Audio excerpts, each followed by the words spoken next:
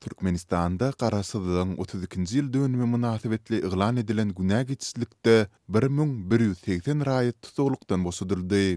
Ozalky bendiýlerin ençimesi günäsi geçilenleriň tanawyna düşmek üçin türme ritmiýlerini müňlerçe dollar para tülendikleri barada azatlyga gurrun berdiler. Habarçymyz bilen söhbetdeşip bolan öňkü tutsok türmäniň içinde hem alym berimiň uly rol oýnaýandygyny aýtdy. 20 sentýabrda geçirilen Ministrler Kabinetiniň mejlisinde adatça bolsa ýaly günäsi geçilendigi yglan edilen raýatlaryň şahsiýetleri barada hiç hili maglumat berilmedi. Netijede olaryň arasynda siýasy tutsaklaryň sol sanda türkmen türmelerinde ýitirim edilenleriň atlarynyň bolup bolmandygy ma'lum däl. Sol bir wagtda ozalky günä geçişlerde hem bolsa ýaly bu gezek hem bendiýlerden tanawy guşdurmak üçin para sorulandygy barada maglumatlar gowşýar. Mundan bir näçe gün öň azatlygy çykan ozalky tutsak Tomsyň ortalarynda türme ritmiýleriniň özleri bilen näresmi ikçak gepleşikleri geçirendiklerini gurrun berdi. Iýulda türme resmiýleri Jinayet kodeksine laýyklykda günä geçişlige değişli benliler bilen gepleşik geçirdiler. Olar azat ediljekleriniň sanawyny goşdurmak üçin garyndaşlarymyzyň olary $2500 meşberini pul bermegini soradylar. Bu her bir günä geçişligiň öň ýany döreýän adaty bir ýagdaý. Diýip Bayram Ali'niň türmesinde ençe ýyl oturup çykan söhbetdeşimiz belledi. Azatlykda onuň ad familiýasy, ýaşaýan sebiti we saklanan türmesi barada dolu maglumat bolsa-da, hopsuzlyk nukdaý nazaryndan olary äsgär etmeýär. Türkmenistanda soňky 30 ýylyň dowamında onlarça müň adam türmeden geçdi. Türkmenistan dünýäde ilatynyň jan basyna iňken tutsak düşen ýurtlaryň hataryna girýär. Ýurtda möhüm bayramçylyklara gabatlanyp, ýylyň dowamında 3-4 gezek köpçüliklen günä geçişlik yglan edilýär. Habarçymyz bilen söhbetdeşip bolan ozalky tutsak özüniň saklanan Bayram Ali'niň türmesinde her kamerada göz öňünde tutulanyndan tas 2 köp adamyň saklanýandygyny, has az tutsagly kamera düşmek üçin bolsa 20 000 manat para bermelidigini aýtdy. Ol tutsaklaryň arasynda dürli keselçilikleriň, sol sanda inçe kesel, sara getirme ýaly hastalyklaryň hem köpdigini belledi. Habarçymyzyň söhbetdeşiniň beýan eden ýagdaýlary, sol sanda korrupsiýa hadiseleri boýunça degişli türme ritmiýlerinden, Seýlede İçeri İşler Ministrliginden we Baş prokuraturadan maglumat almak başartmaýar. Halkara hukuk guramalarının hasabatlarında aýdylmagyna görä, Türkmenistan ýönkölýän günäni boýun aldyrmak, adamy özüni we başgalara garşy görkezme bermäge mezbur etmek üçin ulanylýan ýowuz gynyk batys praktikalarının iň ulanylýan ýurtlarynyň biri bolup durýar. Azatlyk türkmen türmelerinde bendiýlerin gynamylary tezewar edilýändigi barada hem maglumatlary beripdi. Bu ağırlıkta Garasyz Türkmen News nesiri 10 ýyldan gowrak wagt bäri azatlykdan mahrum edilen adam hukuklaryny goraýjy aktivist Mansur Mingelowyň Mardaky türme hastahanasyndan çykarylyp Lewapdaky bir düzünli koloniýa geçirilmeginiň planlaşdyrylýandygyny habar berýär. Maglumatda munyň netijesinde Mingelowyň yaramaz saglyk ýagdaýynyň hasym erwetleşip biljekdigi duýdurulýar. Türkmenistanda nowatdaky köpçüliklen günä geçiş yglan edilýän mahaly Garasyzlyk ýyllarynda adam hukuklaryny goraýjy guramalar tarapyndan ýurdun türmelerinde zorlukly ýitilme edilen hasaplanýan adamlaryň, siýasy tutsaklaryň we wyzdany firleriniň ykbaly näme galýar. Russiýa ýylalyna Hytaýa ýiberilen gaz eksportlarynyň muktary boýunça Türkmenistandan öňe geçdi. Bu barada Rus mediýasy Hytaýyň gümrük maglumatlaryna salanyp habar berdi. Russiýa ýylalyna Hytaýa 3,20 milliard kub metr gaz eksport edip bir aýda bu ýurda iň köp gaz satan ýurt boldy. Türkmenistan degişli döwürde Hytaýa ugry boýunça 2,17 milliard kub metr gaz ýiberdi. Bu aralykda türkmen medeniýetine görä Türkmenistan bilen Hytaýyň arasyna gaz sowdasy şu ýylyň ýanwar-awgust aýlaryna geçen ýylyň degişli döwür bilen deňeşdirilenine 5% ýokarlany. Hytaý şu ýylyň ýanwar-awgust aýy aralygyna 6,63 milliard ABŞ dollaryna barabar bolan türkmen gazyny import etdi. Şu bir wagt Reuters habar agentligine görä Moskwanyň Ukrainada dowam etdirýän uruşynyň arasyna Russiýanyň Hytaýa ýiberýän TV gazynyň 1000 kub metriniň bahasyny 2024-nji ýylda öňküsinden arzanyp $271,16 dollara düşürmegine garaşlýar. Bir adam Hytaý resmiýetleri täze gaz taşlamalar babatda Hytaýyň Türkmenistany Russiýadan ileri tutýanyny aýdypdylar. Energetik howpsuzlygy boýunça Britaniýaly ekspert John Roberts 20 sentýabrda Azatlyk radiosyna ýazmaça beren interwýusyny Hytaýyň energetika sowdasyny Russiýa edýän basyşlarynyň netije berýändigini aýtdy. Hytaýyň Russiýa edýän basyşlary ise ýaraýar. Munyň netijesinde Russiýa gazyň bahasyny düşürýär. Hytaýyň Türkmenistany ileri tutýandygy baradaky habar heniz jogapsyz soraglary özünde jemleýär. Hytaý Türkmenistany özüniň ileri tutýandygyny Russiýa has köp basyş etmek üçin we has amatly sowda gipleşigini gazanmak üçin aýdýarmy? Ýa-da hakykatdan da Türkmenistany ileri tutýarmy? Egerde hakykatdan da ileri tutýan bolsa, onda biz köpden bäri toktadylan saha boýunça käbir hakyky öňe görmeli. Deep Roberts aýtdy. Ol Russiýanyň Ukrainada dowam etdirýän uruşynyň ony Hytaýa has köp garaşly edýändigini aýtdy. Ukrainada urus näçe köp dowam etse, Russiýa sonsuda Hytaýa garaşly bolar.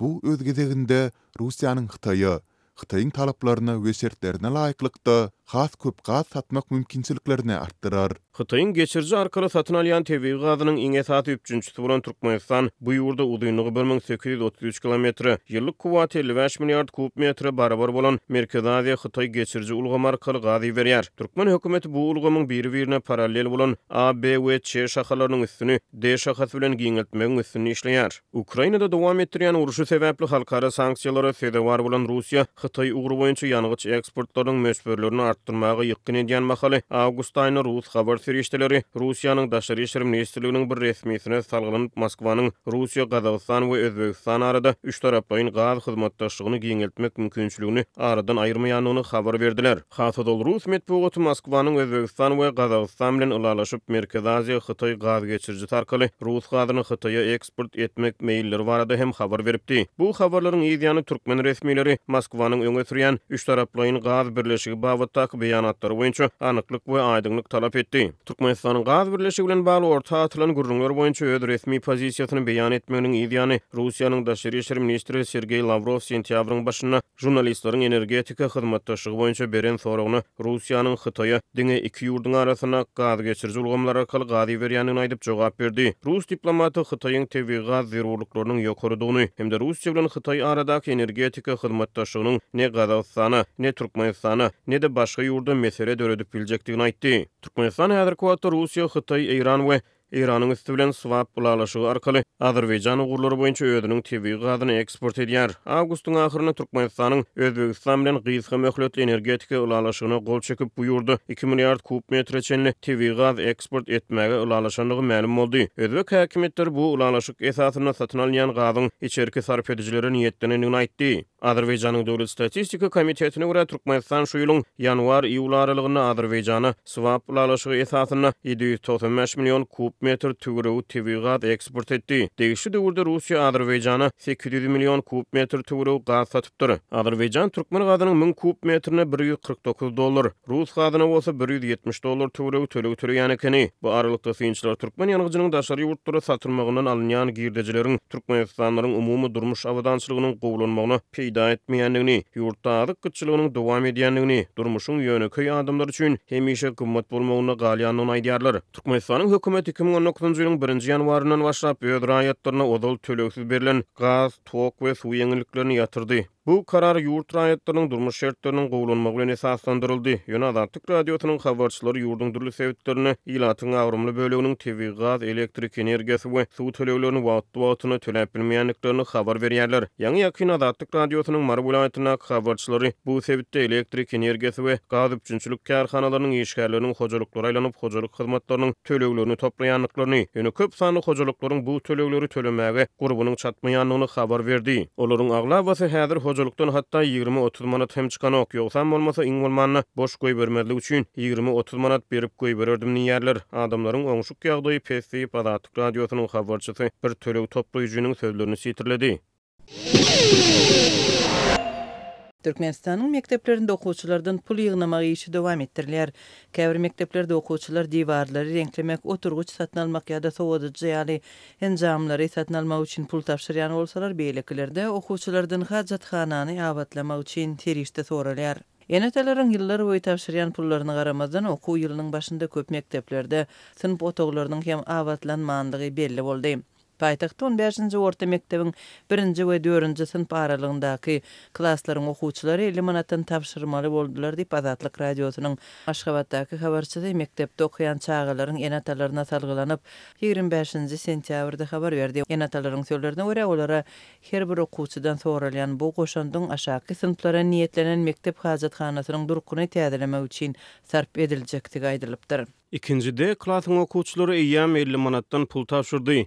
50 manat tapşyrmadyk okuwçylara hajatxanany ulanmaga ruhsat berilmejekdigi bilen haýbat atyldy. Dip okuwçylaryň biriniň kakasy aýtdy. Azatlyk radiosy mektebiň wekillerinden resmi görnüşde maglumat alyp bilmedi. Bilim edaralarynyň gözgeyni ýagdaýyny vilayatlardaky mekteplerde de görmek bolýar. Hususan da Baýramaly şäherindäki 1-nji mektepde binalaryň daşky görnüşi awatlanmandyr.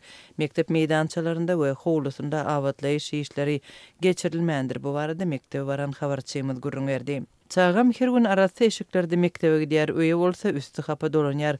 Hayratynyň bu beden terbiýe tapaklarynyň soň şeýle bolýar. Mektebiň howlusy we sport meýdançasy gura kowady tozanly we galan wagtlary palçyk bolýar diýip habarçymyz bilen gürleşen okuwçynyň ejet aýdýar. Mektep okuwçylarynyň enatalarynyň käbiri özleriniň hem bir wagtlar şol mektepde okandygyny aýdyp, binanyň uzak wagtlap düýpli awatlanmandygyny belliýärler. Men ol ýerde okanymda ol häzirkisinden has ganimat görünýärdi. Indi binanyň diwarlarynyň ýüzi köp yerlerde gopupdyr. Bir wagtlar asfaltynyň ýodalar turwalar gömmek üçin gazalypdyr. Emma soň üstüni çala gömüpdirler. Asla asfaltlamandyrlar. Ýeketäk täzelik binanyň töweregine arça agaçlary oturdulypdyr. Diýip bu mektepde bir wagtlar okan yerli ýaşaýjy gurrun berdi. Mektep okuwçylarynyň enatalary ençemel bäri mektebi awatlamak we töwerekleşi kämilleşdirmek üçin özlerinden ýygyderli pul ýygnalýanlygyny aýdyp, oňyn üýtgetmeleriň ýoklugyna geň galýarlar. Sınıf otaglarında stollar uzak wagtlap boýa görmändir oturguşlar dök. Bütün sınıf otagynda diňe 2 sany awat oturguç tapyp bolýar diýip ýene bir okuwçynyň ejet aýdýar.